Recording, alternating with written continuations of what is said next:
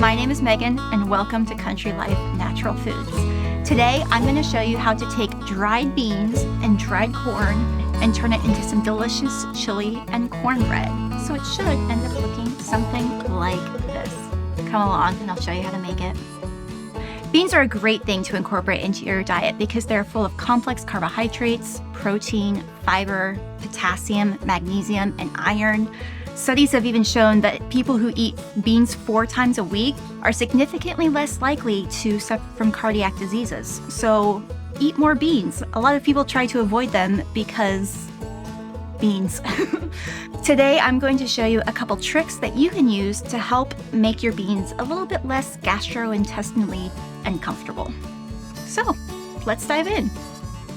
So as you can see in front of me here, I have a wide array of beans. I have black beans and pinto beans, both dark and light red kidney beans, great northern beans, small red beans, cranberry beans.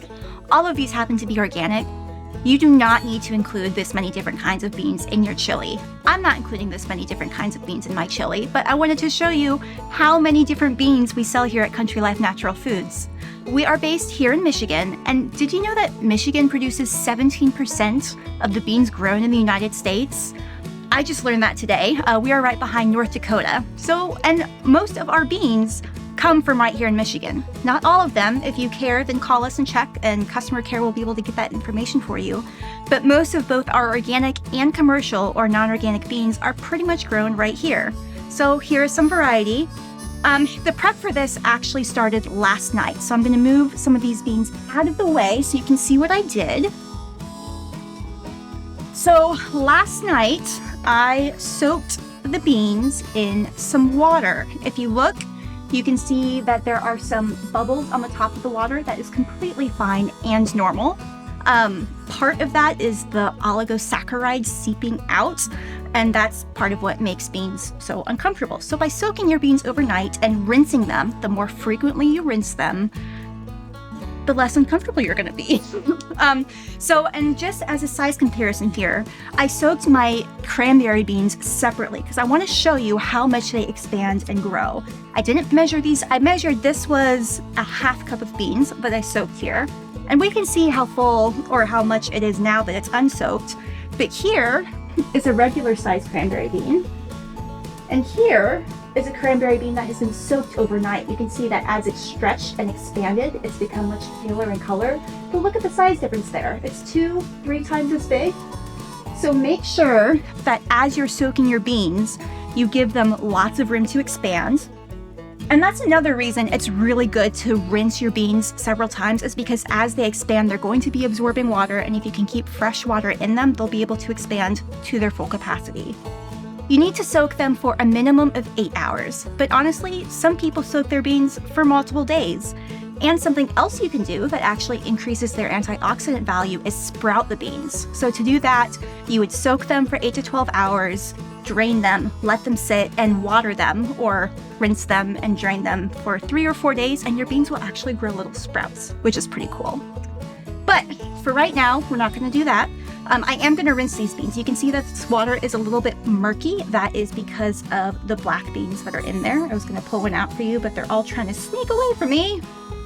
There's a black bean. You can see our little black bean, and that's what's making our water murky. It's not dirty or anything. So I am going to dump my beans into this sieve I have. If you have a colander, that works great too. I'm gonna dump my beans in, give them a little shake. We're gonna rinse off our beans, get off all the water, and look at all of the beautiful colors we have in here. So here we have some dark red kidney beans, some light red kidney beans. These are our pinto beans that were stayed by the black beans, and then obviously we have our black beans. You saw all the beans that I showed you earlier. Choose your favorite beans, leave out ones you don't like. This is a choose your own adventure.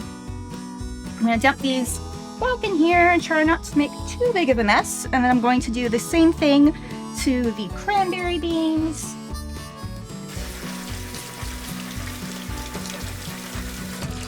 Got water off of there. Dump those in. Now, the next thing I'm going to do is I am going to chop up an onion. If you're looking for some easier chili, you could use some chopped onion, which we also sell. This definitely makes things easier. I will probably add a little bit of both, but we're going to go ahead and chop up a fresh onion as well. How large or how small you chop your onion is totally up to you.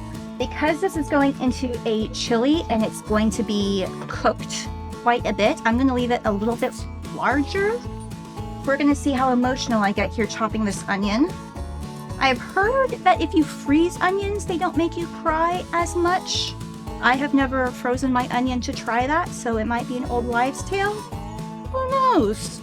Just gonna go sideways, and then this way. All right, so my onion is chopped. I'm starting to cry and tear up a little bit, and that's okay. You just get to let me see me squint a little bit. You just get to watch me squint a little bit. All right, so bang, snap, crack. I am going to plug in my Instapot. I'm going to plug in my Instapot. I'm going to click the sauté button for now. Sauté, there we go. I use this often enough. Do you think I know where it is? I am going to use some grapeseed oil. Grapeseed oil is a very neutral oil. It also has a very high smoke point. Why, thank you, Instapot. I should name my Instapot. I have not named my Instapot. I'm going to use grapeseed oil. It has a high smoke point, which means it's going to be safe to use for this sautéing a lot. If you use an oil with a low smoke point, your stuff's more likely to burn and not taste great, but it also really affects the nutritional value of it. If you use an oil with a high smoke point, it's going to be better for you. So I'm using grapeseed oil today. I'm just going to put a nice glug in my Instapot here. And then I'm going to take my onion and slide that in. There goes that. Now, chili traditionally has tomatoes in it. I have here a lovely can of crushed tomatoes. I also will often add tomato paste to my chili. Today, however, I'm going to try something a little different. We have these sun-dried tomatoes that we sell. They've been cured in salt. And every time we repack these, they smell so good that I am currently on a quest to see how many different ways I can incorporate them into my food because they just smell so good. And what tomato paste does when you add it to your chili is it's just adding a concentrated burst of tomato flavor. And that is what I am assuming these are going to do, is add that extra tomatoey tang that we all love in chili. So these are sun-dried tomato halves, and oftentimes they will have the little nubby up here at the top. So what I'm going to do is I'm going to line these up with the little nubbies all facing the same direction. And then I'm going to take and just do a little, just like that, and I'm going to add that into my scrap bucket that I like to have here while I am cooking. If you like to make your own stock, your own veggie stock, this is flavor gold right here. You can hear my onions are starting to sizzle. All right, and we're just going to give that a little stir so that it doesn't start sticking. The thing with the sauté function on the Instapot is it is quite hot and I don't have temperature control. All right, so I've cut my sun-dried tomatoes what would be long ways, and now I'm just gonna do kind of a rough dice on those. Don't judge my knife skills. I know I'm supposed to hold my fingers differently, but I haven't killed myself yet. So I'm gonna add those in, and while that's going, I'm not gonna add my tomatoes now. No, I'm gonna let that go for a little bit and then add my tomatoes.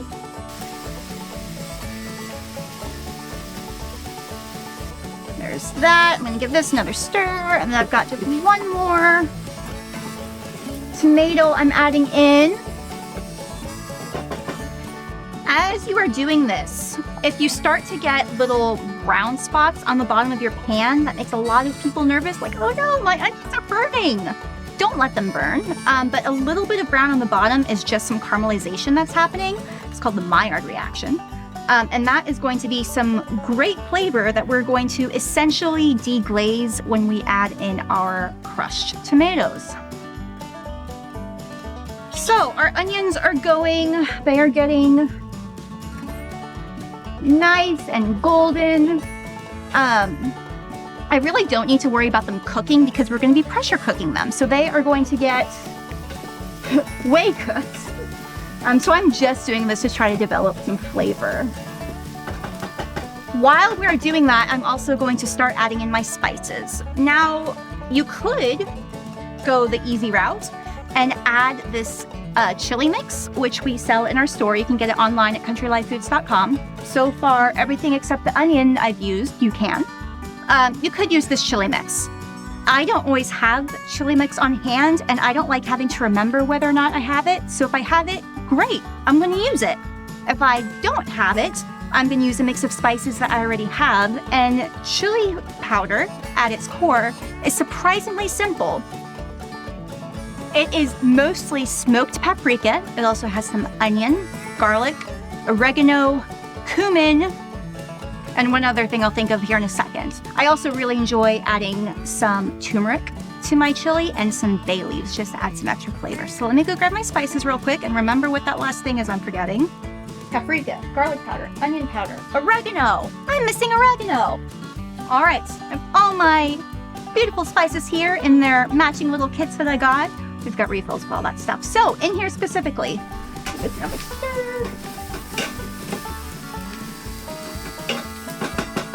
I am going to add my turmeric.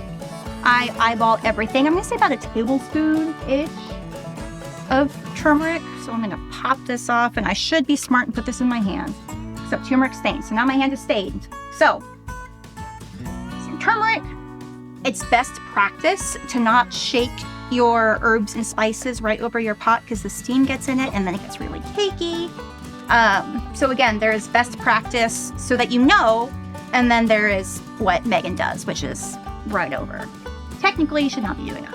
I do about a tablespoon, I want to say, of paprika. Paprika has a pretty mild flavor. I would recommend using mostly smoked paprika for your chili, just because that's a really good way to get some smoky flavor. We also have smoked salts that add a nice smoky flavor to things, if you want to check those out. Some garlic powder, and say a teaspoon of that, maybe half teaspoon. We'll see. Cumin, one of the main things that makes chili chili in my opinion. Healthy teaspoon of that. Some cayenne pepper. Cayenne pepper. This one specifically is most up to your personal preference. If you like spicy, add a lot of cayenne pepper. If you don't like spicy, add a little bit of cayenne pepper. If there's another kind of pepper you want, do another kind of pepper. The name chili, interestingly enough, comes, they used to call it chili con carnes, which is chili peppers with meat. So the chilies are the important part in chili, and that's what we don't have, but we're doing the Americanized Megan version of chili. So here you go. Stir this up again. I have not yet added the oregano or the bay leaves. I'll add those in after I add in the tomatoes. Make sure the top of my lid doesn't have any extra debris on it. I'm gonna take this, open her up. It's a big can, so it's gonna take a few more revolutions than a regular can would. All right, there we go. Backward spin to release. And here are, well, funny that. I could have sworn I grabbed crushed tomatoes, and in fact, I grabbed tomato sauce. So our chili today is not gonna have chunks in it. Here we go. So, I prefer with crushed tomatoes as opposed to tomato sauce. It's still gonna turn out fine. We're still gonna have the nice tomatoey flavor. We're just not gonna have the nice tomatoey texture. Now, some other things I love to put in my chili. The first time I made this chili for, not this chili, but the first time I made chili for my boyfriend, I added spinach and corn, and he was like, Megan, this is not chili, this is bean soup. I'm like, okay, call it bean soup, I'll call it chili, tomato, tomato. Anyway, so you could add corn, you could add spinach, any sort of whatever you want to add. All right. Okay, so I still need to add my bay leaves. I'm going to add 2 bay leaves. This is really bubbling here.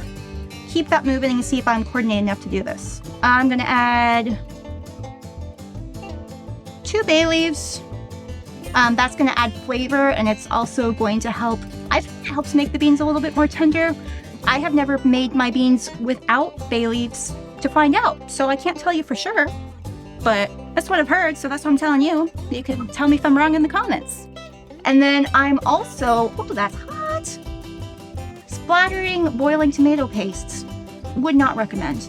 Tomato sauce, not tomato paste. I'm gonna add some oregano. However much that much is. Tablespoon, teaspoon, some oregano. There we go. And then I have my can here that has some residual, so I'm gonna fill that up with water. Just kind of swirl it around and get as much of that out as I can. And that should help reduce this bubbling here. Because by adding the water, we are lowering the viscosity of what's in here. The more viscous it is, the more the bubbles pop instead of just come to the surface. Viscosity just basically refers to the thickness of something. So the thicker it is, the more viscous it is. The less thick it is, the less viscous it is. There's your science lesson for the day. Okay, so at this point in our chili, we have tomato sauce. That was supposed to be crushed tomatoes and was not. So we got tomato sauce. We have some oregano, bay leaves, cayenne. Move this out of the way until we need it again. Garlic powder, onion powder. Did I not put any onion powder in here? We're gonna add some onion powder. Onion granules. Cool, we're gonna add some onion granules.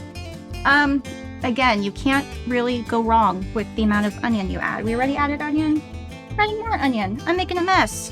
What you call that? Tablespoon? Sure. That much is going in. Beans will absorb a lot of flavor, so honestly, after these cook, you could go back in and add more. All right. Onion powder, oregano, bay leaves, cayenne, garlic, paprika, turmeric, cumin. I did not end up adding any chopped onion, which is fine. The sun-dried tomatoes, I believe I mentioned before, are cured in salt, so we don't need to add a whole lot of salt to them, to the beans, but I am gonna add just a little bit because, you know, a lot of salt hurts somebody, but a little bit of salt never hurt anyone. So we're gonna add maybe a teaspoon of salt-ish. Throw that in there. And then comes the star of the show, our beans. Now, there is great debate among scholars whether chili should contain meat or not. This chili does not contain any meat, which is fine. We're just doing a bean chili today. We have lots of things you could add to chili. I would not recommend putting them in your pressure cooker, but after the fact, you could saute some tofu. If you saute some tofu with onion and more chili powder or taco seasoning or that kind of thing and put that in there after it's been cooked, it's really yummy. Soy curls would be really good in here. TVP, we have this new, it's not really new, but we have veggie shreds now, which are basically, so TVP, textured vegetable protein, is a fairly generic name. Our TVP that we have is made with non-GMO soy. We also have what we call veggie shreds, which are like TVP, but instead of being made with soy, they're made with wheat. Made with wheat gluten. People hear the word gluten and they get really afraid, but really gluten is just the protein of the wheat, kind of like whey is the protein in milk. So do people have intolerances to it? Yes. Does everybody have intolerances to it? No. If you're not intolerant to it, it can be a good way to add a little extra protein to your diet. So veggie shreds would be good in here. There's the TVP, soy curls, jackfruit. We have canned jackfruit. That would add a really nice texture to it. All sorts of options there. Okay, seasonings are in, beans are in, we put some salt in. All right, at this point, it's time to set and forget. Now, like I said, on the stove, if you were doing this, it would take at least an hour and a half, maybe up to 2 hours, and you'd need to kind of keep an eye on it. I'm doing it in my Instapot. My Instapot has a bean setting. On that, when you put cold things in it, it takes about 15 minutes to get up to pressure because it has to build heat to build up that pressure. So it usually takes about 15 minutes to build up that pressure from cold. Because I've been sauteing this and it's been boiling, it's going to take less time than that. So my guess is 5 to 10 minutes. And then once it reaches pressure, it's going to take 15 minutes to cook. And at that point, the beans are going to be pretty tender and enjoyable to eat. So I'm going to put this on. It's backwards. Let's see if I can do this backwards. Hey, we did it the right direction. Excuse me. I am going to make sure the vent is set to sealing on the back so it's able to build up that pressure. Certain things you want to make venting, but this we want that pressure. So we're going to seal it. And then I'm going to come around to the front here and push the bean button. Where's my bean chili? Look, it says bean chili. That's what we're making. So I'm going to push that button. You can see it has 15 minutes on the timer. We're good to go. We're going to let that sit and do its thing. It's going to have lots of fun. Thank you for that, Mr. Instapot. All right, with that, I am going to do some quick cleanup just to clear my space, and then I will be right back to show you what we're going to do with the corn. So, be right back. All right, so as you can see, our beans are steaming away in the pressure cooker. They say the best things are a result of pressure, right? Beans are getting softer. I have a bowl here. We're gonna make our cornbread. This is the same bowl that I soaked the beans in because I don't like having to do more dishes than I have to. So let's talk about corn. To make this, I am using something called field corn, also known as dense corn. It is not sweet corn. It has much less sugar in it than sweet corn. And it tends to be more filling and it tends to stick with you longer than sweet corn. Now, I was just talking to somebody in our office and they said that you can actually grind popcorn into cornmeal, which I thought was super cool. If you have a mill, a flour mill or something, you can definitely take just your dry corn and grind it. I did not have access to that at this point. So I did an experiment where I soaked, it's 1 cup of corn and 1 cup of water, and I blended that and it worked great. So pleasantly surprised there. It finally got up to pressure. You can see the steam is no longer coming out. It might release at some point, but that should be the end of the loud part. I didn't realize it was that loud until it stopped. Okay, so I took about the recipe called for a cup of cornmeal. So I took about a cup of my corn. I soaked it in a cup of water overnight. I did not rinse these. I am just going with what's here. I'm going to screw this up. I just soaked them in my little blender cup here. I have my blender right here. You didn't know that was there, did you? I'm going to plug it in. Hope I don't unplug my pot in the process. So, all right, I'm going to flip this upside down. Oh, you know what I was supposed to do before I did any of this is preheat my oven. Always preheat your oven. We're going to preheat it to about 400 degrees. I love making my cornbread in a cast iron skillet. It's my favorite cornbread in a cast iron skillet. And I really like preheating my skillet with the oven so that I get a nice crust on my cornbread. So I'm going to go ahead and put my cast iron in the oven and preheat my oven to 400 degrees. This just like that, go up to 400, and then start. That's how you start an oven. All right. Now I'm going to blend my corn. So I have my corn. I'm going to flip it upside down here. Hope I screwed it on good and tight because I've had that mess happen before. There's a dog at the window. All right, so have my corn in the blender. I'm going to press my little side button here and it's going to go, There we go.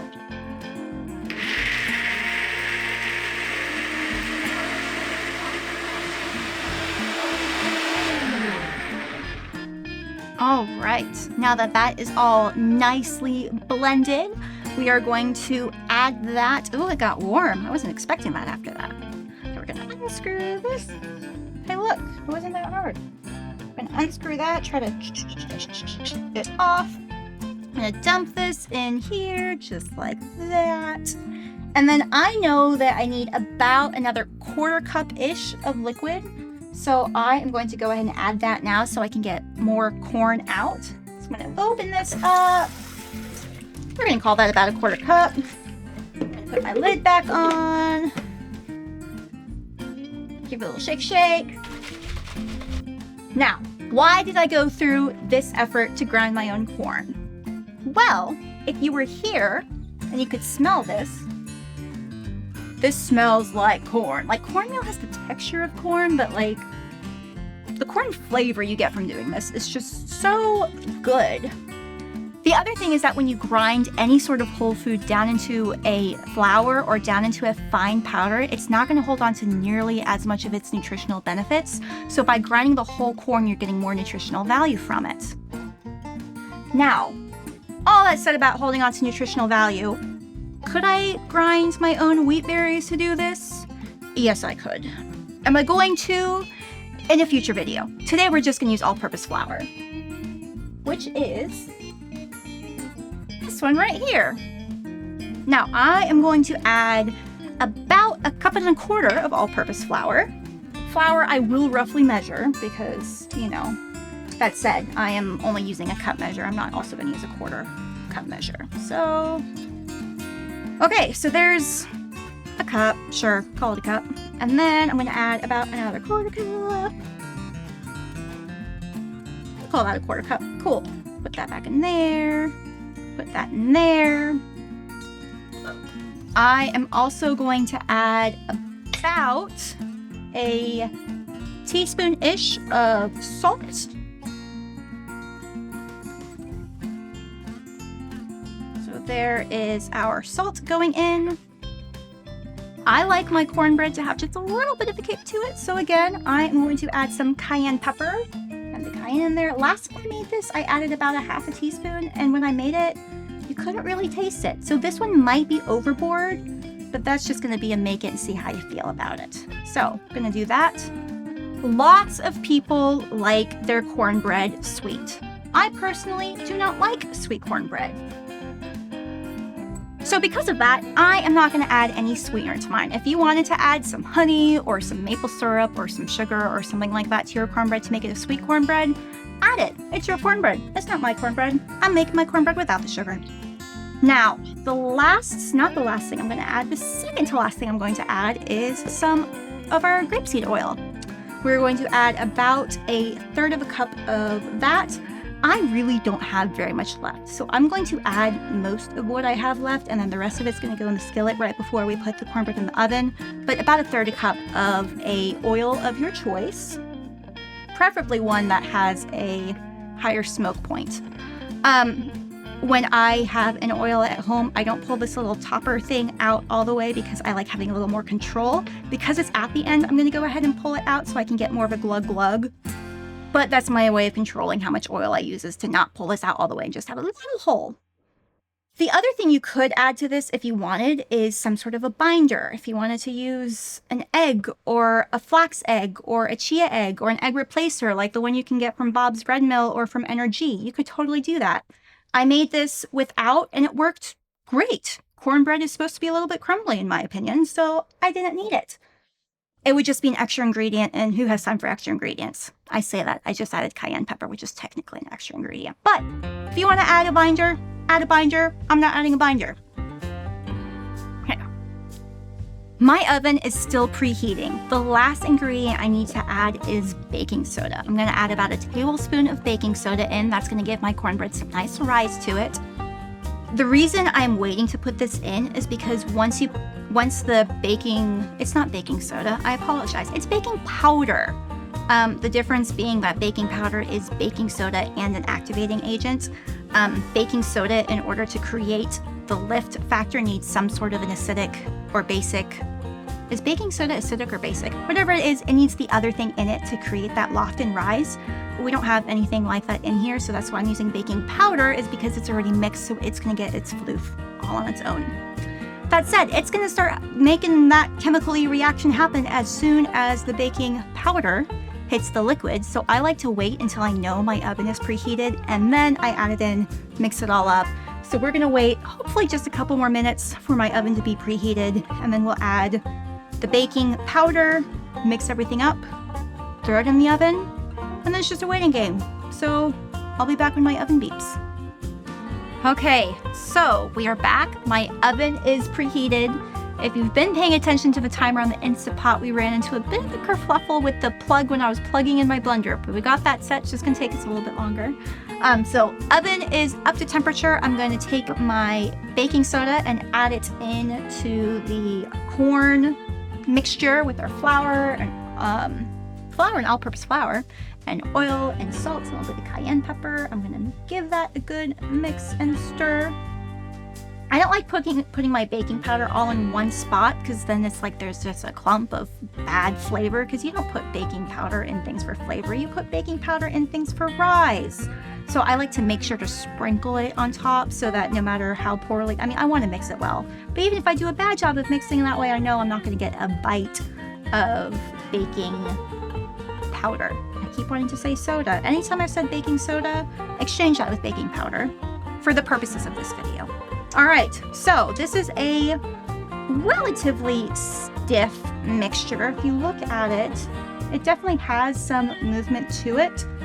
The great thing about cornbread is that it's really not super picky and technical. If yours is a little bit stiffer than this, maybe add a little bit of water. If yours is a little bit runnier than this, you're gonna be absolutely fine. Not a problem. All right, that is all mixed.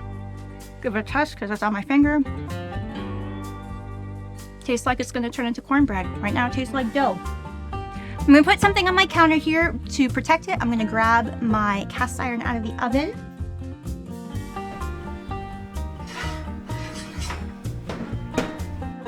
All right, so we have my cast iron. I'm going to add another glug of oil into the bottom of that to make sure, oh, that's a big glug. That's why I usually have a thing on it. All good.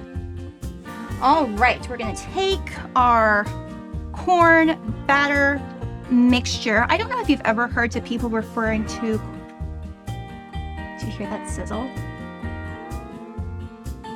I don't know if the microphone's picking that sizzle up or not, but it's quite satisfying.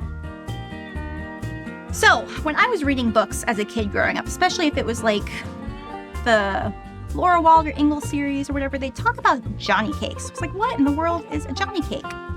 Well, cornbread keeps pretty well, which means it travels well. And so people would call cornbread a journey cake. And then journey cake eventually turned into Johnny cake. So if people are talking about Johnny cakes, they're talking about cornbread. The more you know. So I'm going to take and I'm going to kind of make this level on the top. You don't really want to add as much oil as I added, but like I said, we're going with it. But it does, when you put it in, it kind of, the batter kind of sinks to the bottom and then pushes the oil up on the sides. So I'm going to take this and I'm going to put it in my oven for about 25 to 30 minutes. Keep an eye on it. The top isn't going to turn golden, but it should look solid. And when you put something in the center of it, it should come out clean. So I'm going to put this in the oven, 25-30 minutes at 400 degrees. Here we go. Set my timer. All right, so at this point, we have made our chili. It is going in the Instapot. We have made our cornbread. It is in the oven. Both should be done at around the same time, and we will be back to plate up and review. And we're back. I just let off the pressure on my Instapot. It's still hot, don't touch. So I just let the pressure off on the Instapot. I'm still waiting for the little to go down to tell me it's fully released. But in the meantime, our cornbread has finished baking, so I'm going to go ahead and check on that.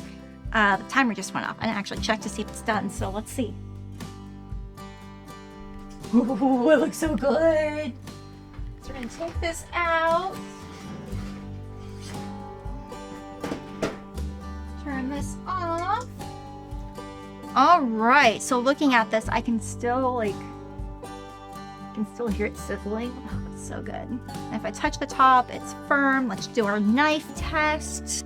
Just gonna stick a knife into, I could stick it into the middle, but there's a nice little crack here. I'm gonna stick it in, and when it comes out, my knife comes out perfectly clean. So our cornbread is done. This I assume is just stuck up, and it was perfect. So let's take a look at our chili and see how that's looking.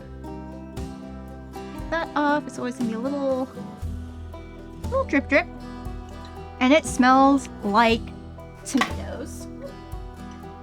And looking in it, it looks like there's just tomatoes in there. Again, we use sauce today instead of crushed tomatoes. But if I stir that up, you can see our beautiful chili beans. I'm so excited to try this. So there we are. All right, so are you ready to plate? Let's get out some plate. Do I want to put this in a bowl or on a plate? All right, I love trees. Trees are one of my favorite things ever. You can't see my rug, but my rug is a tree. Lots of fun. All right, so cornbread. I cut my cornbread a little funny, and you get to see how I cut my cornbread. Basically, when you're serving a lot of people, if you just go and do a bunch of little tiny triangles, the corner is always so crumbly that there always ends up just being a mess of crumbs in the center of your cornbread, and that drives me a little bit batty. So what I like to do, I don't remember where I learned this. I learned it from somebody who was cutting cake, and I have since applied it to my cornbread. But what I'm going to do is I'm going to cut a circle in the middle. You can see I don't know if you can see it shifting, so it's not sticking at all. So cut a knot circle in the middle, and then I'm going to cut it in quarters. That way and that way. And then instead of I could cut the inside pieces if I wanted little pieces, but I'm going to cut these outside pieces into thirds. And that way you get more pieces, but you don't get a ton of the really pointy crumblies. Ooh, this fell off. Let's taste it. Let's see. So I'm going to pull out a piece of my cornbread, and you can see here, it really is sticking together pretty well. Even without the binder in it, it's got some good sticky togetherness, whatever you want to call that. All right. So I'm going to cut this in half like that, and then I'm going to top it with some of our delicious chili.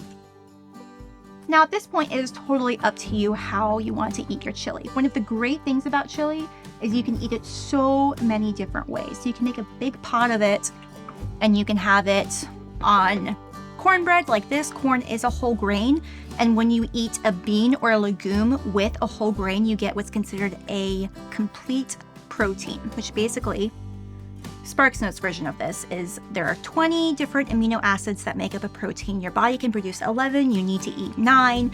If a food contains all 9, it's considered a complete protein. Beans and a whole grain are considered a whole complete protein. Or, I don't know if you've ever had beans on a sweet potato, but that is the spice of the bean with the sweet of the sweet potato is so good. And the extra beta carotene in the sweet potato helps encourage the absorption of the iron in the beans. So that's lots of fun. Today I'm going to keep it fairly simple. I have with me a tomato and an avocado. I like to add a little fresh on because this is great. This is cooked. But if you just want that extra, just that extra something, we're going to add some fresh. I'm going to get out a ridiculously large knife for this, but you know, we do what we do when we do it. The healthy fats in the avocado will also help you absorb the fat-soluble vitamins in the beans. Because if you're eating what would be considered a fat-soluble vitamin, if you don't have the fat to help you absorb it, you don't absorb it. So you need healthy fats in your diet. Lecture done. On that note, now I'm going to take some tomate. And how much tomato do I want? We're just going to do another little quarter here. Slice that on top. I love a good sharp knife because you can just do this with your tomato. So we have our tomato and our avocado, delicious. And now we get to try our delectable concoction. I did not plate this with a tree towards you. Here it is plated with a tree towards you. Isn't that so pretty? All right, let's check this out. The crust on the cornbread is nice and crusty.